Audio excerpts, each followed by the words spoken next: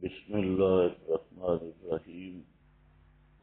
بے وجہ من الوجوہ، کسی طرح بھی مالک نہیں ہوں گے، فی وقت ما، کسی وقت میں بھی، کوئی نفس کانت لنفس شیئا، قل او جلا، کم یا زیادہ کسی طریقے سے بھی مالک نہیں ہوگا۔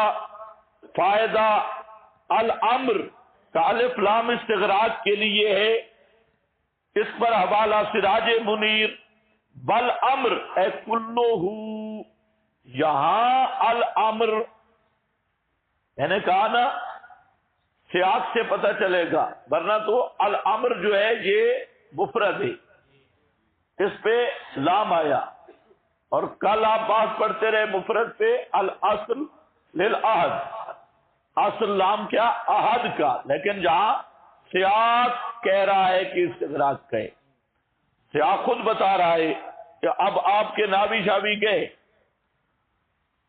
علم معانی والے بھی بے شک کہتے رہے، اب قرآن کا سیاق غالب آ گیا کہ یہاں الف لام کیا ہے، ہاں اس لیے ناوی نحو کے ذریعے نہیں قرآن سمجھ سکتا، قرآن سمجھنے کے لیے قرآن ہی پڑھنا پڑتا ہے۔ ہاں بھائی دیکھو، نفس نکرہ ہے، لنفس نکرہ، شیئن نکرہ، تینوں نکروں کے عموم نے یہ بات بتا دی کہ اس روز کسی کا اختیار نہیں ہوگا۔ حقانی، یہ تفسیر حقانی ہے، عبد الحق حقانی، ایک عبد الحق دہلوی ہے، وہ نہیں ہے جو مشکات کا شارح ہے، ایک ہے علامہ عبد الحق حقانی جس کی تفسیر حقانی ہے، اس کا حوالہ ہے تفسیر حقانی، یہ اکثر التباس ہو جاتا ہے، وہ بھی عبد الحق دہلوی ہے، یہ بھی عبد الحق دہلوی ہے، لیکن وہ شیخ عبد الحق کے شارح مشکات، اور یہ متکلم اور مفسر عبد الحق حقانی جس کی عقائد الاسلام ہے،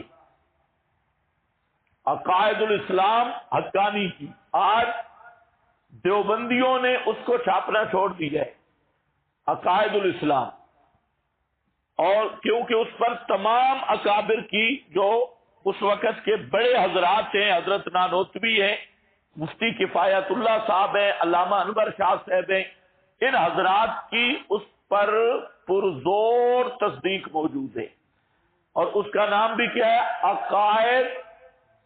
عقائد اسلام، عقائد اسلام، لیکن اس عقائد اسلام کو جو دیوبندیوں کی عقائد اسلام ہے، اس کو دیوبندی چھاپنے سے بھی گریز کرتی ہیں، کیونکہ اس میں مسئلہ سب اشاع و توحید کا لکھا ہوا ہے، اشاع و توحید میں بھی ہمارا مسئلہ لکھا ہوا ہے، اس میں شرک فی السما بھی ہے، پڑھتے رہتے ہو شرک فی السما، ایسے اس طرح نہ کرو، نہیں پڑھتے، شرک فی البصر بھی ہے اور شرک فی الحکم بھی، اس پر زبردست بات ہے عقائد اسلام علامہ حقانی، عذاب قبر پر بہت خوبصورت بات کی ہے، اسی طرح اور مسائل پر انہوں نے عقائد علماء دیوبند کیا بنا المحند علی المفند، یعنی عقائد علماء دیوبند، یعنی اب ان سے پوچھے یہ یعنی کس لغت کا ہے؟ المحند علی المفند، یعنی عقائد علماء، دھوکے کی فیکٹری دیکھو، کتاب کا نام لکھا المحند علی المفند اور نیچے یعنی عقائد علماء دیوبند، یہ کون سا ترجمہ ہے؟ ہاں اچھا خیر، یہ وہ حقانی ہے۔ ایک آدمی مجھے کہتے ہیں اچھا آپ حقانی کی سب باتیں مانتے ہیں؟ میں نے کہا ہم تو قرآن کے علاوہ کسی کی سب باتیں نہیں مانتے، ہمارا سودا تو صاف ہے. کیا کہا میں نے؟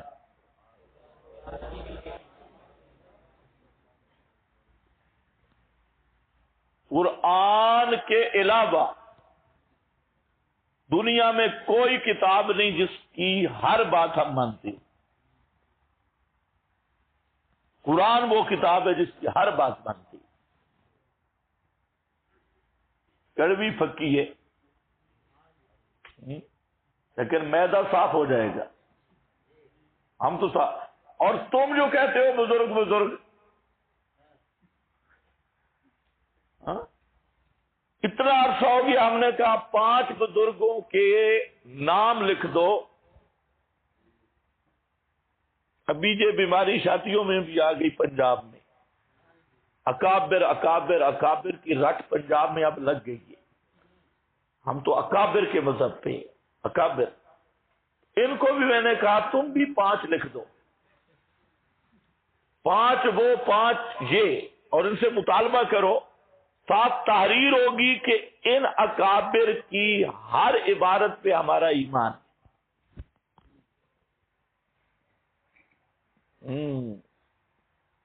اور یہ اپنے بڑوں کے دستخط لے آؤ. پھر انہی اکابر سے اگر ہم تمہیں کافر ثابت نہ کریں تو ہم بیان کرنے چھوڑ دیں گے انہیں کتابوں. لیکن کسی موڑ پہ آؤ تو صحیح نا. کسی جگہ پہ آؤ. بے شک آپ کو میں کہتا ہوں ابھی تو 1.5-2 مہینے آپ میرے پاس ہے. زور لگائے ان کو کہو 5 اکابر کا نام لکھو اور ساتھ یہ تحریر اور رینٹ کے خطیبوں کا کوئی اعتبار نہیں. اپنے ذمہ داران سے یہ دستخط کرا دو کہ ان اکابر کی ہر عبارت پر ہمارا ایمان اور عقیدہ ہے. پتہ چلے نا یہ جو کتنے لوگوں کو گمراہ کیا اکابر اکابر، اور مانتے خود نہیں بے ایمان اکابر کو. ورنہ ساری دنیا کو جو اکابر پر ایمان کی دعوت دی جا رہی ہے یہ کوئی مشکل بات ہے. 5 اکابر زیادہ بھی نہیں، اور ساتھ یہ گارنٹی ہو کہ ان کی ہر عبارت پہ ہمارا ایمان ہے. جہاں تک ہمارا مسئلہ ہے ہم صاف کہتے ہیں کہ اس کے قابل صرف قرآن ہے. قرآن کی ہر بات پہ ہمارا ایمان ہے، اور قرآن کے علاوہ کسی کتاب کی یہ شان نہیں. نہ بخاری کی، اب 2-3 ہیں بے شک، نہ مسلم کی. اجرا بڑا مشکل ہوتا ہے. نہ ہدایہ کی، نہ شامی کی، نہ امام ابو حنیفہ کی، نہ شافعی مالک احمد کی.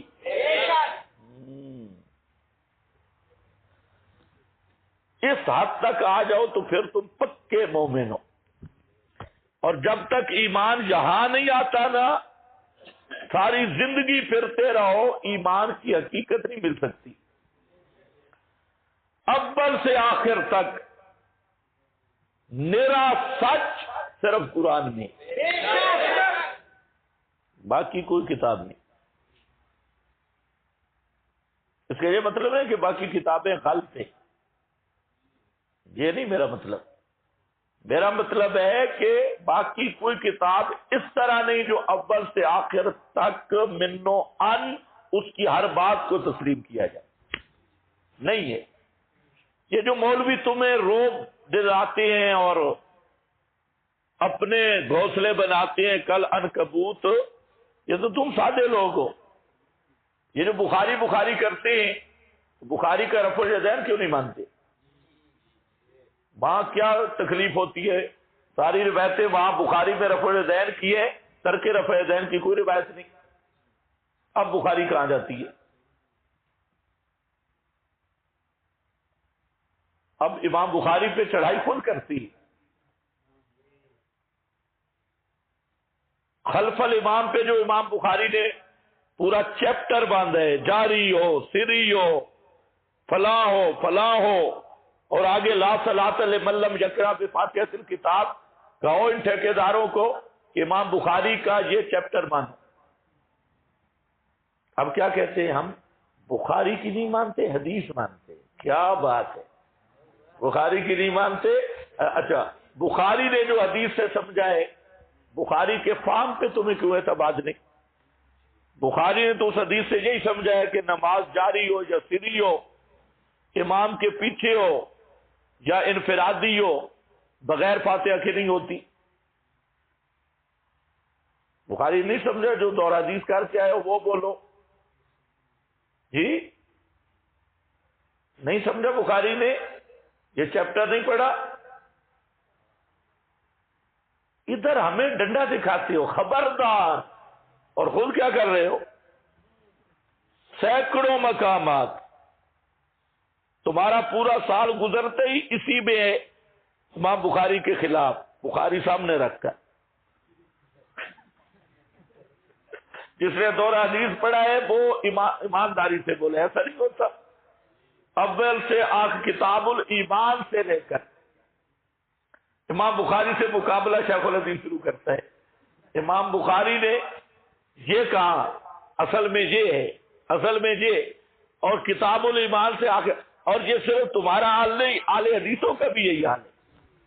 یہ جو بخاری کرتے ہیں، میں نے سب وہ مقامات اکٹھے کیے کہ اہل حدیث بخاری کو نہیں مانتے. بریلویوں کا بھی یہی حال ہے. لیکن ایک دوسرے کو روب دینا، اگر کوئی بات کرے کتاب اللہ کی عظمت کی تو اس پر تو ڈنڈا رکھ دینا، اور خود جب درسگاہ میں بیٹھا ہو تو صبح سے شام تک ساری عبادت یہی ہے کہ امام بخاری جہاں بھول گئے. اس طرح نہیں ہے، اس طرح نہیں ہے، یہ باب اس طرح نہیں ہے، یہ اس طرح نہیں ہے. ہمارے بخاری کے مقابل نئی بخاری آتی ہے دور حدیث میں. تمہیں سمجھ کوئی نہیں آیا؟ بخاری کی روایتوں کے مقابل تمہارے شیخ الحدیث نئی روایتیں نہیں لاتے دوسری کتابوں سے، تو پھر تم تو بخاری کے مقابل بخاری بنانے کی کوشش کر رہے ہو. اگر واقعی منو ان ہر بات ماننی ہے تو بچوں پھر تعویلیں کیوں کرتے ہو؟ مانو نا.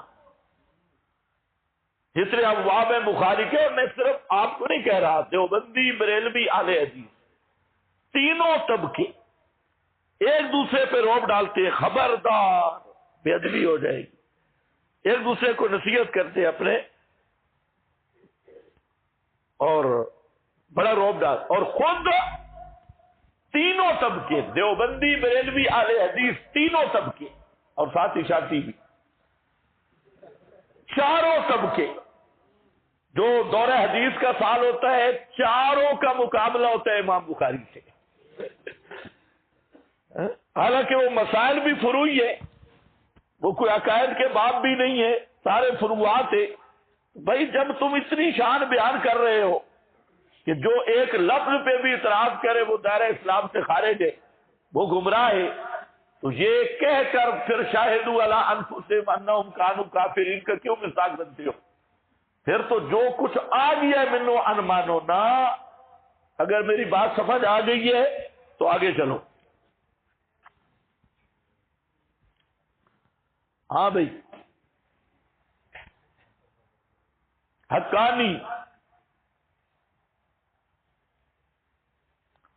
آگے، اس روز کوئی نفس اگرچہ اعلی مرتبہ نبوت پر ہو، کسی نفس کے لیے اگرچہ اس کا فرزند ہو، کسی وجہ سے کچھ نفع کا اختیار نہیں رکھتا، اپنے بیٹے کے لیے بھی نفع نقصان کا قیامت کے دن اختیار نہیں رکھتا. یہ مواہب الرحمان علامہ امیر علی ملیح آبادی شارح ہدایہ. آگے فائدہ لام اختصاص کا ہے، واللام للاختصاص، الامر لہ تعالی لا لغیرہ سبحانہ، لا شرکتن ولا استقلالا، للہ والامر یومئذ للہ. یہ لام اختصاص کا ہے، اور مطلب یہ ہے کہ یہ صرف اللہ کے لیے ہے، اللہ کے غیر کے لیے نہیں. شرکتن بھی، استقلالن بھی. شرکتن مطلب اللہ بھی کرے اور ساتھ بابا بھی شروع ہو جائے، اللہ اور بابا مشترک طور پہ کرے، کچھ اللہ کرے کچھ بابا، یہ شرکت بھی نہیں، یا بابے کو پوری ڈگری مل جائے، بھئی بابا تو اپنے مریدوں کو لے جا، اس کو پرمٹ مل گیا ہے بابے کو، سارے ویزے بابے کے پاس جمع کرا دو، تو مرید تھا جی یار، چل تو چل جنت میں نا، حساب کتاب نہیں ہے، پتہ چل جائے گا، وہاں ویزا صرف ایمان کا چلے گا۔ بلا استقلالا ان التصرف جمیعہ فی قبضۃ قدرتہ عز وجل لا غیر، یہ صرف اللہ کے قدرت میں ہوگا، سارا قبضہ سارا اختیار کسی غیر کے ہاتھ میں نہیں ہوگا۔ روح المعانی، سمجھے کہ نہیں جی؟ ہمارا فام ہے یا بزرگوں کا فام ہے؟ ہم جو بیان کر رہے ہیں، قرآن پڑھتے ہیں، مانا اپنا کرتے ہیں جی، ہمارا اپنا مانا ہے۔ ہاں اب ذرا دیکھو، اسی طرح انشاءاللہ پورے قرآن میں آئے گا، ہم اپنی بات کرتے ہی نہیں۔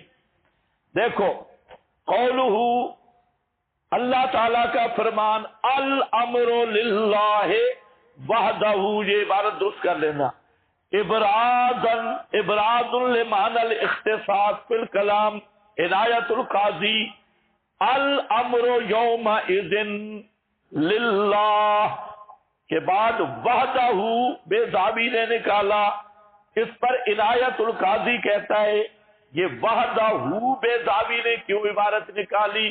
اختصاص والے معنی کو بیان کرنے کے لیے کہ اللہ تعالیٰ کے ساتھ خاص ہے۔ عنایت القاضی اور مراغی مفسر کہتا ہے وَقَدِ اسْتَعْصَرَ اللَّهُ بِالْأَمْرِ، اللہ تعالیٰ نے خاص کر لیا ہے امر، جیسے سارے کا سارا اس کے ہاتھ میں ہے اور اسی کا تصرف ہے۔ ماخذ نمبر 5، بس بھئی یہ دیکھتے رہنا، آگے آؤ۔ حضور صلی اللہ علیہ وسلم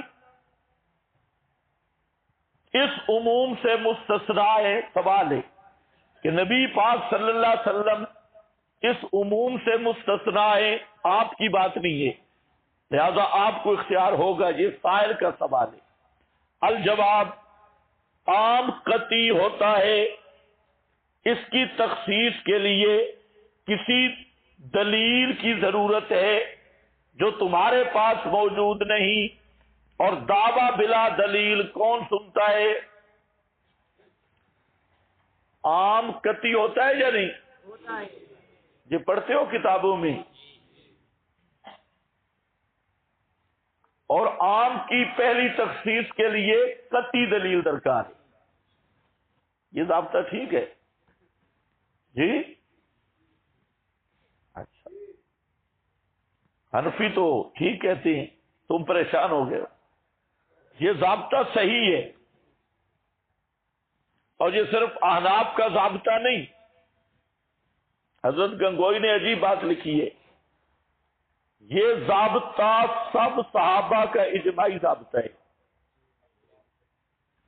لغت کا بھی صحابہ کا بھی۔ اس پہ بھی آج کل غیر مقلد اعتراض کر رہی ہیں، اس لیے میں کہہ رہا ہوں یہ صحابہ کا اجماعی ضابطہ ہے۔ دلیل،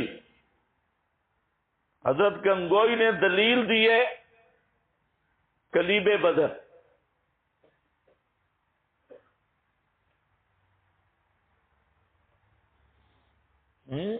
کہ حضرت عائشہ کے سامنے کیس پیش ہوا کہ بدر کے مردوں نے نبی پاک کی بات سنی،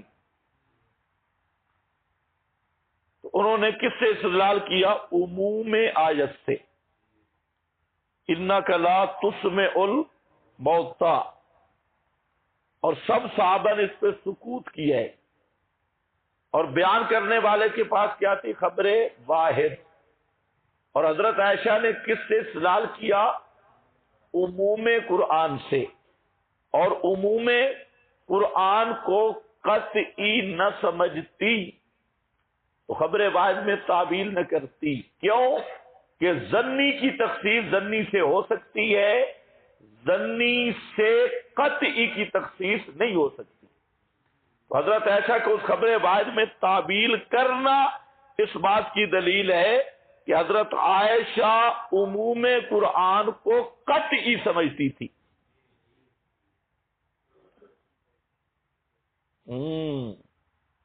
سمجھ گئے میری بات؟ ہاں. پھر آپ دارالفتاء میں 2 سال کے کورس کے لیے جائیں گے تو مفتی آپ کو کہیں گے یہ ظنی و دلالت ہے. اس کو کہو ظنی و دلالت ہے تو حضرت عائشہ نے خبر واحد میں تخصیص تعبیر کیوں کی؟ ضابطہ تو اگر یہ ظنی و دلالت ہے آیت تو پھر خبر واحد بھی ظنی، آیت بھی ظنی و دلالت، تو ظنی دلیل کی ظنی سے تخصیص ہو سکتی ہے نا، پھر تعبیر کیوں کی؟ یہ تمہیں کچھ بھی سمجھ نہیں آ رہا. تعبیر تب کی ہے کہ حضرت عائشہ نے صرف آدم سما نہیں سمجھا، آدم سما میں آیت کو قطعی و دلالت بھی سمجھائے، اس لیے خبر واحد میں تعبیر کی ہے. چلو عام یہاں پر بھی اسی طرح ہے کہ جب عام ہے یہ قطعی ہے، لا تملک نفس لنفس شیئا، قطعی ہے، اور قطعی کی تخصیص دلیل قطعی سے چاہیے. تیسرا یہ کہ بحمد اللہ تعالی آل حق کے پاس صحیح اور سچا فرمان نبی آخر الزمان صلی اللہ علیہ وسلم کا ہے کہ آپ نے فرمایا یا فاطمہ، تو آپ نے فرمایا اے میری بیٹی فاطمہ بچا لے اپنے نفس کو آگ سے، فإنی لا املک لکم من اللہ شیئا، انی لا املک لا تملک نفس، انی لا املک لا تملک نفس. کیا سمجھے ہو؟ انی لا املک، اور قرآن کیا کہتا ہے؟ لا تملک نفس لے نفس. یہ حدیث خود بتا رہی ہے کہ نبی کریم علیہ السلام کسی عموم کا فرد ہیں.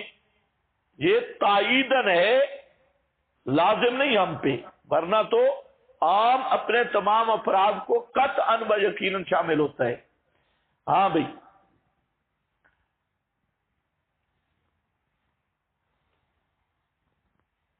اس کے بعد دوسری روایت لا اغنی ان کے من اللہ شیئا، میں اللہ سے ذرا بھی کام نہیں آؤں گا، بچا نہیں سکوں گا، اس لیے اپنا ایمان عقیدہ صحیح رکھ. آگے شیخ عبد الحق کی عبارت ہے، ویسے میرا دل نہیں کر رہا، آگے چلو. یہ شیخ عبد الحق محدث دہلوی بڑی متنازع شخصیت ہے. دیوبندی کہتے ہیں ہمارا ہے، بریلوی کہتے ہیں ہمارا ہے. تو میں کہا کرتا ہوں اگر بریلوی لے جائیں تو مسئلہ کوئی نہیں ہے، اگر اتنے قبضہ کرتے ہیں تو جہاں جنگ کی ضرورت نہیں. اچھا آگے مولانا عبد الغنی الجاجروی رحمہ اللہ نے ایک بات لکھی ہے، فرمایا کہ ابو جہل کی تلوار سے اسلام کو اتنا نقصان نہیں پہنچا جتنا سیوطی سبکی عبد الحق کی قلم سے پہنچے. وہ بڑے آدمی تھے، انہوں نے لکھا ہے لیکن خوب لکھا ہے.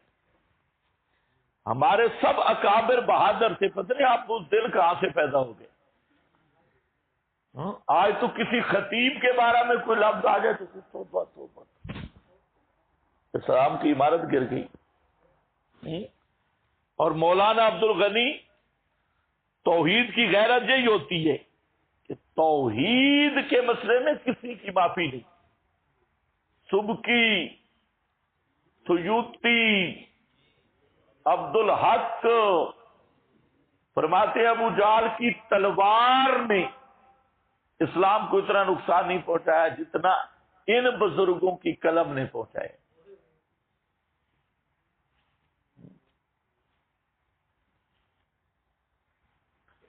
ہے بڑی بھاری غذا، اللہ کرے آپ کو معدہ خراب نہ ہو. دیکھو لا یملک ما سوی اللہ سے نفی ملک ذاتی کی ہے اور سوال ہے. ذاتی طور پہ مالک کوئی نہیں. اور ہم تو کہتے ہیں جی اللہ نے ان کو عطا کیا ہے, اللہ نے ان کو طاقتیں دے رکھی ہیں. ہم تو عطائی کے قائل ہیں. اور قرآن نے نفی کس کی ہے؟ ذاتی طور پہ خود بخود نہیں کر سکتے.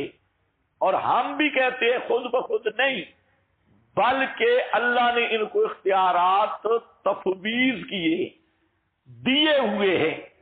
یہ نہ عطائی کی. اور ہم بھی حضور کے لیے جنت اور جہنم کا ملک ذاتی نہیں مانتے بلکہ عطائی مانتے ہیں. یہ سوال ہے. الجواب, جواب کا حاصل کہ لا تملے کو لا یملے کو نفی فعل پہ داخل ہے. اور جب نفی فعل پہ داخل ہو تو مطلق فعل کی نفی ہوگی. یہ ضابطہ ہے. ذاتی ہو یا عطائی, مستقل ہو یا اشتراک, استقلال ہو یا اشتراک, اس کی اور بھی کوئی 15-20 قسمیں بنا لو تب بھی یہ کیا ہوگی؟ مطلق فعل کی نفی ہوگی کہ کسی طرح بھی وہ مالک نہیں ہے. یہ اس حوالے کو بھی یاد رکھنا ہے. آپ کے پاس لکھا ہے, ہاں بھائی, فقہائے حنفیہ کا یہ قانون ہے کہ نفی جب فعل پر داخل ہو اور قرینہ تخصیص کا نہ ہو, جس طرح جہاں کوئی قرینہ تخصیص کا نہیں ہے تو وہاں جن سے فعل کی نفی ہوتی ہے, تو بنا ان علیہ یہاں لا تملکو میں چونکہ نفی فعل تملکو پر داخل ہے اس لیے جن سے ملک کی نفی ہوگی, خواہ وہ ذاتی ہو یا عطائی. آگے ماخذ ہے واحدی, یہ مفسر ہے, کہتا ہے معنی یہ ہے کہ ان اللہ تعالی لم یملک فی ذالک الیوم احدا شیئا, احدن شیئا, اللہ تملیک نہیں کرے گا, مالک بنائے گا نہیں. سمجھو, مالک یہ کس کی نفی کر رہا ہے؟ ذاتی کی عطائی کی. مالک بنائے گا نہیں, اختیارات دے گا نہیں, احدن کسی کو بھی, شیئا من الامور جیسے کما ملکہم فی دار الدنیا جیسے دنیا میں بعض کو ملک دیا تھا, وہ ظاہری صوری, قیامت کے دن اس طرح کا صوری اور ظاہری ملک عطا بھی کسی کو نہیں کرے گا, یہ اختیار کسی کو نہیں دے گا. یہ زاد المسیر خازن لا یملک اللہ فی ذالک الیوم احدا شیئا من الامر. یہاں پر بھی تملیک کی بات ہے کہ کیا اس دن اللہ پاک کسی کو کسی چیز کا ملک عطا نہیں کرے گا. عطائی کی نفی مظہری سراج اور معلم بلا یمکنو, یہ عبارت جہاں صحیح نہیں آئی. ماخذ نمبر 3 اس میں نشانی لگاؤ. سوال, اگلا سوال ہے, اگر آیت میں عموم ہے, حضور بھی اس میں داخل ہیں, تو پھر آپ کا شفیع ہونا باطل ہو جائے گا. یہ عام سوال ہے کہ جب کسی چیز کا ملک نہیں, مطلقاً ملک کی نفی ہے, حالانکہ تم بھی مانتے ہو شفاعت کے منکر ہو, قیامت کی شفاعت کے منکر ہو, تو شفاعت تم بھی مانتے ہو, شفاعت بالعزت, تو اس طرح تو پھر شفاعت کی بھی نفی ہو جائے گی جیسے آپ زور لگا رہی. یہ ایک سوال ہے, اس کا جواب, ہاں بھائی وہاں پر لکھا بھی ہے اور ویسے بھی یاد کر لو کہ شفاعت ہے کیا؟ خود ملک کی نفی ہے.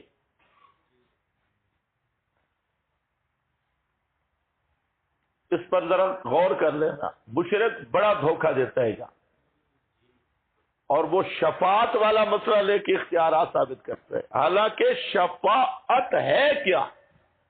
شفاعت ہے اختیار اور ملک کی نفی کا نام. شفاعت سوال ہے، مانگنا ہے، اور شفیع سائل ہے. اگر شفیع مختار یا مالک ہو تو پھر شفیع نہیں. بھائی اگر خود مالک ہے یا مالک بنا دیا گیا یا اختیار دے دیا گیا تو اب سوال کا کیا معنی ہے؟ تو جو نبی پاک صلی اللہ علیہ وسلم کے لیے قیامت کے دن اختیار مانگتا ہے وہ بے ایمان شفاعت کا منکر ہے. کیونکہ شفاعت اور اختیار جمع نہیں ہوتے. شفاعت اور ملک جمع. جو شفیع ہے وہ مالک نہیں، شفیع سائل کو کہتی ہے. اور جو سائل ہے اس کو مختار ماننا اس کے سائل ہونے کی نفی ہے. تو اب یہ سارا لوگ تمہیں کہتے ہیں تم شفاعت کے منکر ہو. ذرا غور کرو، تم منکر ہو یا وہ منکر ہے؟ ہم کہتے ہیں انبیاء اولیاء شفیع ہوں گے، اور شفاعت کا معنی ہے مانگنا، سوال کرنا. اور جو مانگتا ہو، سائل ہو، وہ مالک اور مختار نہیں ہوتا. اور جو مالک اور مختار ہو وہ سائل نہیں ہوتا. اس لیے اب دو ہیں. اگر پیغمبر کو مختار مانو گے، مالک مانو گے تو پھر شفیع نہیں ہے، اور اگر شفیع مانو گے تو پھر مالک اور مختار نہیں ہے. اللہ کرے تمہیں سمجھ آئی ہو. یہی بات لکھی ہے. اس پر حوالہ بھی آ گیا مظہری کا. وَأَمَّا الْإِذْنُ فِي الشَّفَاعَةِ لِلْمُؤْمِنِينَ فَلَيْسَ بِتَمْلِيكٍ. جو اذن ملے گا مومنوں کی شفاعت کا یہ ملک نہیں ہے، تملیک نہیں، مالک بنانا نہیں. تو ملک اور شفاعت آپس میں نقیضین ہیں. ملک ہے تو شفاعت نہیں، شفاعت ہے تو ملک نہیں. یہ اہم نکتہ ہے بزرگوں، سو کر نہ سنو. ہاں بھائی یہ ہو گیا. آگے ذرا دیکھو عقیدۃ المشرکین. یہ تو ہے عقیدہ اسلامیہ. اب دیکھو مشرکین کا عقیدہ کیا ہے. اب تمہیں پتہ چلے گا کہ اتنا دور کیوں لگا. اعلی حضرت احمد رضا خان صاحب وہ فرماتے ہیں مولا علی قسیم النار، مولا علی جہنم تقسیم کریں گے. صحیح ڈیوٹی لگائی ہے. مولا علی قسیم النار. اس پر حدیث لکھتا ہے بلہذا سیدنا مولا علی کرم اللہ وجہہ الکریم نے فرمایا انا قسیم النار، میں دوزخ تقسیم کرنے والا ہوں. یعنی وہ اپنے دوستوں کو جنت اور اعداء کو دوزخ میں داخل فرمائیں گے. رواہ شاذان الفضلی، فضل الرحمان کے رک گئے فی جز رد شمس، یہ اس کا رسالہ ہے جز رد شمس، اس کا رسالہ ہے. تو شاذان فضلی کہتا ہے یہ حدیث کو روا ہو کسی نے روایت کیا ہے. دیکھو اعلی حضرت کا حاشیہ بھی دیکھو، حدیث تو آ گئی نا. تو اعلی حضرت کا فہم کہ حضرت علی قیامت کے دن جہنم تقسیم کریں گے، اپنے اعداء کو جہنم میں بھیجیں گے، اپنے دوستوں کو جنت دیں گے. شیعہ دیا موجہ نے. ہاں آگے کہتے ہیں الامن والعلا صفحہ 99 ہے، یہ اعلی حضرت کا رسالہ ہے. الامن والعلا، اس میں بڑی خرافات ہیں، یہ کہیں ملے تو لے لو. ایک یہ ہے اور ایک ہے سلطنت مصطفیٰ، دونوں. اس میں مختار کل کی بات ہے. اللہ تعالی کی بارگاہ سے جنت و نار کی کنجیاں حضور کو عطا ہوں گی، اور حضور کی سرکار سے حضرت صدیق اکبر اور فاروق کو الامن والعلا کیا کہتا ہے کہ جنت اور جہنم کی کنجیاں. مجھے کا دماغ ٹھیک نہیں ہوتا، پہلے حضرت علی کے پاس تھی، ابھی کنجیاں رسول پاک کے ہاتھ میں، اور رسول پاک سے پھر ابو بکر عمر لے لیں گے. پتہ نہیں شاید جیلانی کب لیں گے، اور پیر سیال یہ گولڑے والا، ہاں شاید کنجیاں بہت بنا دیں گے. ہاں بھائی دیکھو الامن والعلا صفحہ 97، جنت و نار کا اختیار خلفائے کرام کو دیا جائے گا. یہی معنی ہے اس حدیث کے کہ ابو بکر شافی نے غیلانیات میں روایت کی ہے. ہاں بڑی کتاب ہے، گپو ٹیشن. قیامت کے دن آواز دیا جائے گا، ہے نا صحاب محمد، لائے جائیں گے خلفاء، فیقول اللہ، اللہ ان کو فرمائیں گے ادخلوا من شئتم الجنہ، جنا مرضی تم جنت میں لے جاؤ اور چھوڑ دو جن کو چاہو. روز قیامت ندا کی جائے گی، کہاں ہے اصحاب محمد؟ بس خلفاء رضی اللہ تعالی عنہم لائے جائیں گے. اللہ عز و جل ان سے فرمائے گا تم جسے چاہو جنت میں داخل کرو، جسے چاہو چھوڑ دو. الامن والعلا. اب یہ روایتیں وہاں موجود ہے. اگر کوئی آدمی تخریج کا ذوق رکھتا ہے تو اس رسالے کی روایات کی تخریج کرنی چاہیے مکمل. ہو دنیا کے جھوٹ کا سٹا کے کدھر سے کوئی کدھر سے، تو اس کا تخریج کی اٹکل سیکھنے کے لیے نا طریقہ، تو جہاں جھوٹوں سے شروع کرنا چاہیے. بھئی کہاں سے سند آئی، کدھر سے آئی، راوی کون ہے، بزرگ کون کھڑے ہیں. ابھی یہ بظاہر تو حدیثیں ہیں، اور تم نے جو آج کل پابندی لگا رکھی ہے وہ حدیث پہ تو تبصرہ ہی نہیں ہو سکتا. پھر مان لو نا، جواب کی کیا ضرورت ہے.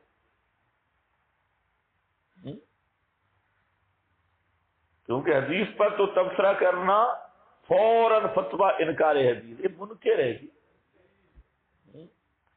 یہ حدیثیں ہی نہیں منو. رواہ شاذان. اب آپ کے پاس کیا ترازو ہے کہ شاذان کو کہاں تولیں گے؟ اور پھر فضلی بھی ساتھ ہے.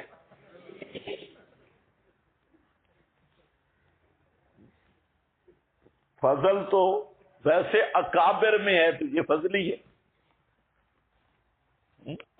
تو آپ کے پاس کون سی میزان ہے جو فرق کرو گے؟ اس لیے مریم نواز سے پوچھنا پڑے گا، وہ بتا سکتی ہے بھئی یہ فضلی کون ہے. ممکن ہے کیپٹن صفدر ہو.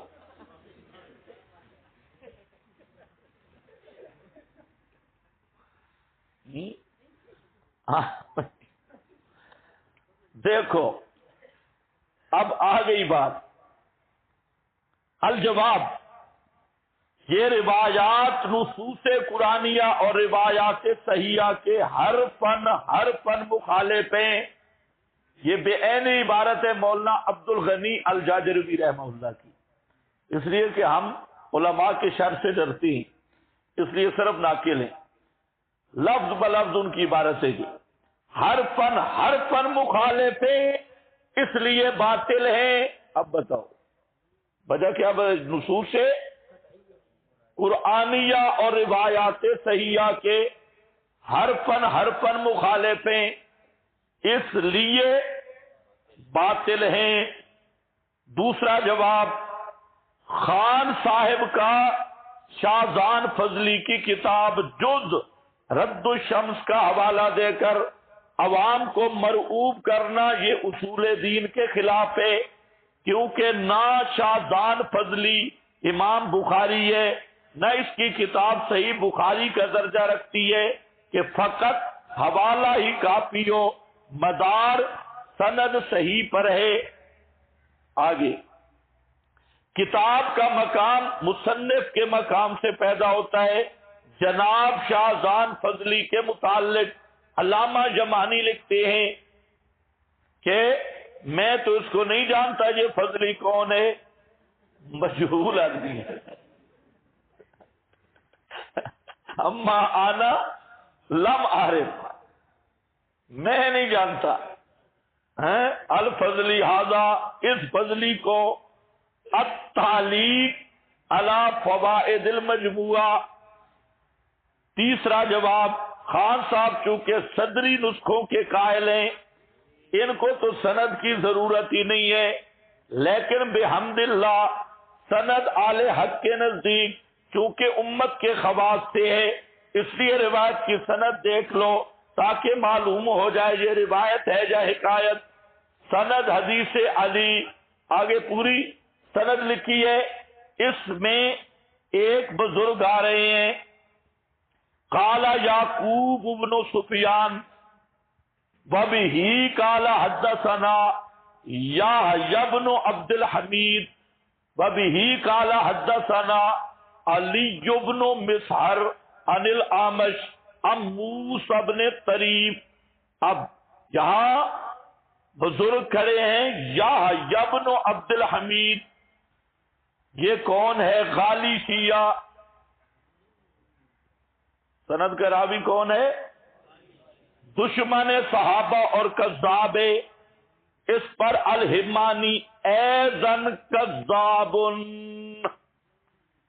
اللہ علی سیوطی کی، یہ جان بوجھ کے سیوطی ہے، کیونکہ سیوطی سے زیادہ ڈھیلا ڈھولا دنیا میں کوئی نہیں ہے۔ حاتب اللیل، مولا سرفراز نے بھی لکھا ہے، حاتب اللیل، رات کو لکڑیاں اکٹھی کرنے والا، اور رات کو جو لکڑیاں چنتا ہے اس میں گیلی، خشک، بچھو، سانپ اور بڑا گٹھا ہو تو اس میں کبھی کبھی لومڑ گیدڑ بھی آ جاتی ہے، اس لیے پتہ نہیں چلتا۔ حاتب اللیل، ساری چیزیں اکٹھی کرنے والا۔ خیر، وہ بھی کہہ رہا ہے یہ غالی ہے۔ نقض دوم، یہ روایت مدلس ہے، کیونکہ اس میں راوی مدلس ہے، یہ روایت مدلس ہے اس لیے کہ اس میں راوی مدلس ہے۔ سمجھ گئے ہو؟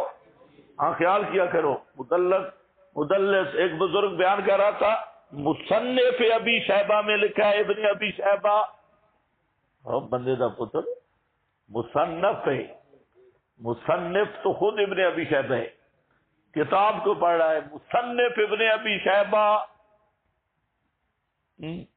مدلس روایت، راوی مدلس ہے، اور وہ کون ہے؟ آمش، یہ مدلس راوی ہے۔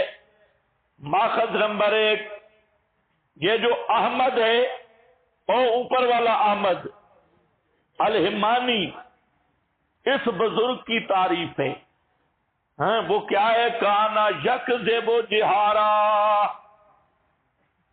کانا یکذب جہارن، کبھی کبھی نہیں، یہ چھپ چھپا کے بھی نہیں۔ کئی بزرگ ہوتے ہیں ڈنکے کی چوٹ پہ جھوٹ بولتے، جہارن جھوٹ ہے، وہ کہتے ہیں جھوٹ بولنا تے چھپنا، ایسا بولو کہ مزہ آ جائے۔ کانا یکذب جہارا، یہ بزرگ بھی ایسا تھا دن دہاڑی جھوٹ بولتا اور لاؤڈ سپیکر اونچا کر کے جھوٹ بولتا تھا، جہارن کھلا ہوا جھوٹ۔ کھل تو میں کہتا ہوں یہ ساتھ ایک اور بھی بات ہے اس میں، وہ کیا ہے؟ الا انہ شیعی بغیض، پلیت ان کا وزن ہے، بغیض، یہ شیعہ بھی ہے اور شیعہ بھی عام نہیں، وہ شیعہ جس کے کان اور دم کٹی ہوئی ہو۔ یہ آپ کو پتہ ہے یہ چیز؟ بغیض، کتے کے کان کاٹ دیتی ہیں، دم بھی، اور جس کتے کے کان اور دم کٹا ہوا ہو تو وہ بہت خطرناک کتا ہوتا ہے۔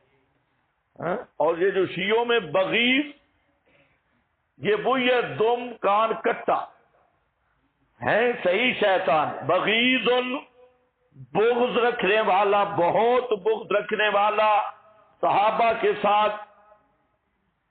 زیاد بن ایوب کہتے ہیں میں نے یحییٰ بن حمانی سے سنا، یقولو، وہ کہتا تھا کہ معاویہ جو ہے یہ ملت اسلام سے خارج ہے۔ اچھا، جہاں عبارت جہاں صحیح نہیں گئی میزان کی، یہ وہاں دیکھنا۔ قال زیاد کذب عدو اللہ، اللہ کا دشمن جھوٹ بولا ہے اس نے۔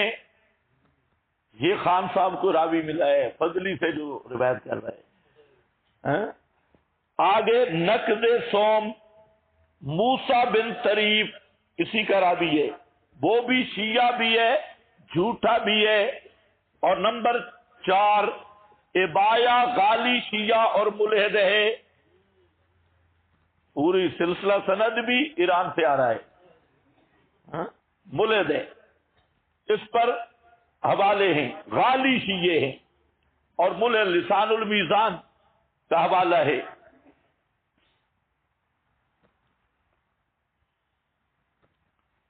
اس کے بعد آپ کے پاس ہے البدایہ والنہایہ کی عبارت ابن کثیر کی، جو آمش کے متعلق ہے، آمش کی تدلیس کے بارے میں۔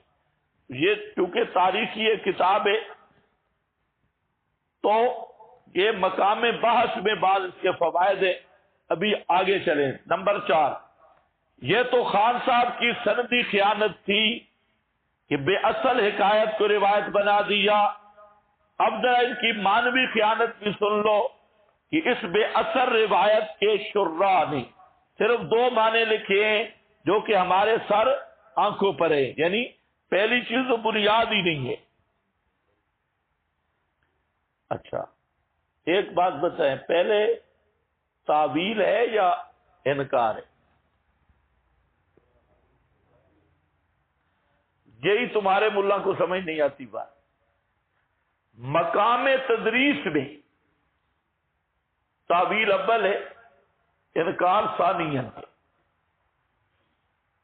آپ نے جو پڑھا ہے شاشی میں بھی، روایت اگر نسکتی کے خلاف آ جائے تو اس میں کیا ہوگا؟ جو اولن ہوگا، اگر نہیں تو پھر کیا ہوگا؟ ترک ہوگا۔ اور جو مقام مناظرہ ہے اس میں انکار پہلے ہے، تعویل بعد بھی۔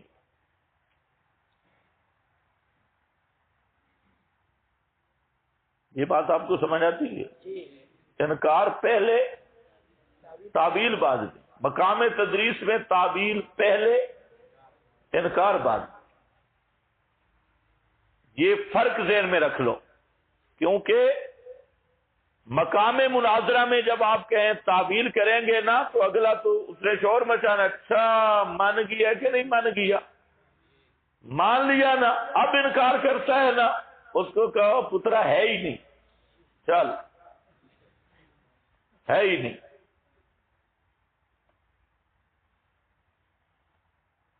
لیکن یہ پہلے مولویوں کو سمجھانا ضروری، اس لیے یہاں پر بھی پہلے انکار، بھائی ہے ہی، حدیث ہی نہیں۔ کئی مولوی کہتے ہیں کیوں نہ کہو حدیث ہی نہیں، بھائی جب تم نے مان لیا بھائی یہ حدیث رسول ہے پھر انکار کس منہ سے کرو گے؟ پھر کہو گے اس کا روشی ہے۔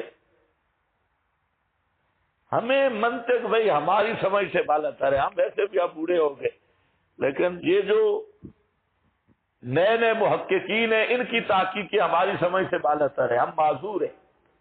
کہتے ہیں موضوع روایت بھی ہو نا، اس کو یہ نہ کہو کہ یہ نبی کی حدیث نہیں ہے، کوئی نئی تحقیق ہے۔ میں نے ایک دفعہ کہہ دیا کر النیال پر، اور وہاں میں نے بات کی کہ نبی کی حدیث وہ ہے جو پیغمبر کے اپنے کلمات، اور امام شامی کہتا ہے کہ یہ جو روایت ہے اس میں علت ہے تقتضی عدم ثبوتہا۔ کیا؟ تقتضی، سارے پڑھو، تقتضی عدم ثبوتہا، کیا معنی کرو گے؟ معلول لعلت تقتضی عدم ثبوتہا، یہ روایت معلول ہے جو علت تقاضا کرتی ہے کہ نبی پاک سے یہ ثابت نہیں۔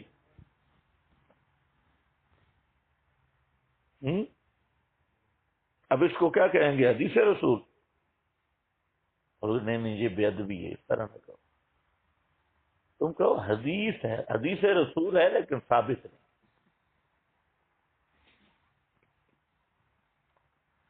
اور سن رہے ہو بزرگوں، حدیث رسول ہے لیکن ثابت یوں کہو، کیوں نہ کہو کہ حدیث رسول ہے؟ خدا تمہیں ہدایت دے یا تباہ کرے گی، کون سی نئی تحقیق ہے؟ یہ جو بزرگ کہتے لا اصل لہ موضوع علی رسول اللہ، اس کا کیا معنی ہے؟ حدیث رسول ہے۔ دیکھو یہ ہم پر بہت بڑے اعتراضات ہیں، یہ موضوع روایت کو کہتے ہیں، نبی کی حدیث ہی نہیں ہے۔ توبہ توبہ، یہ انکار حدیث ہے۔ چلو جی یہی صحیح، لیکن جو موضوع ہے وہ رسول کا فرمان نہیں ہے۔ اب دیکھو محاکمہ، آج تو سورہ فاتحہ ختم کرنی ہے، میرے کاغذوں میں ختم کرنی ہے، چلو جلدی چلو آگے۔ میں کوشش تو بڑا سوچ کے آیا ہوں کہ کوئی خارجی بات نہیں کرنی۔ چلو دیکھو رابعاً، اب ہے جناب قسیم بمعنی مقابل، یہ تعویل جو بزرگوں نے کی ہے، بزرگوں نے کی ہے، ورنہ آپ خود سوچ لینا۔ قسیم بمعنی قاسم، قسیم بمعنی مقابل، خفاجی لکھتے ہیں اس کا معنی ہے، معنی ہو آنا و مما یا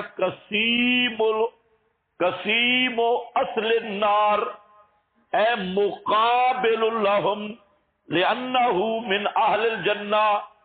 دیکھا بزرگ کہاں پہنچی، تعبیل کیسے کی؟ قسیم مقسم، قسمیں، قسیم کلمہ، مقسم اسم فعل حرف، قسمیں آپس میں، قسیم مقابل۔ اسی طرح حضرت علی نے فرمایا میں اور میرے ساتھی جو ہیں یہ جہنم کے مقابل ہوں گے، یعنی ہم جہنم میں نہیں جائیں گے۔ یہ مطلب ہے۔ خیر مہربانی جی خفاجی رحمت اللہ علیہ۔ معنی دوم قسیم بمعنی قاسم، لیکن بطور سبب کے، یعنی میری شفاعت کے ذریعے وہ جنت میں جائیں گے اور میرے ساتھ ان کا بغض ہے، یہ اس سبب سے ان کو جہنم میں جانا ہوگا۔ یہ نسیم الریاض میں اس کا یہی معنی ہے۔ یہ صرف آپ کو بتانے کے لیے لکھا ہے کہ بزرگ جب تعویلوں پہ آتے ہیں تو کیسی بعید تعویلیں کرتی، تو ہر ایسی بعید تعویل جو ہوتی ہے وہ قابل اعتبار نہیں ہوتی، وہ گپ شپ ہوتی ہے. سمجھ رہے ہو میری بات؟ ہاں. اب یہ کون سی قسیم کہاں، وہ نابیوں والا قسیم نکال دیا. مقابل معنی پھر بھی کوئی نہیں بنتا. اصل بات وہی پہلے لا اصل لہو، ختم بھائی. اور تیسرا معنی ہے بانٹنے والا ہوں بطور مختار جنت و جہنم ہونے کے.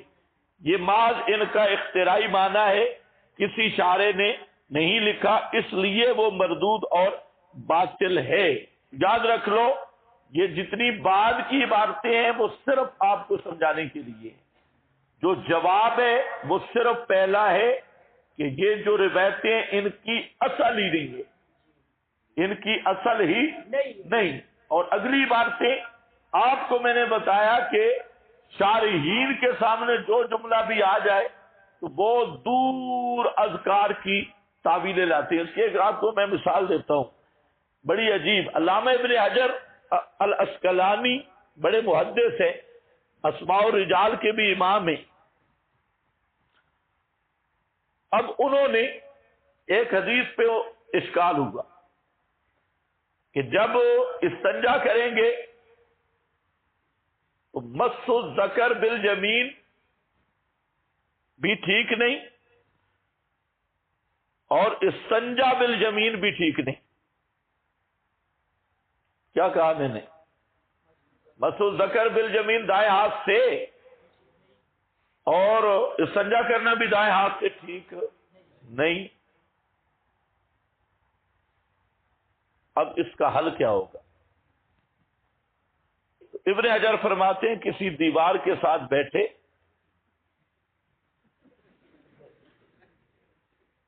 سمجھ گئے نا؟ ہاں.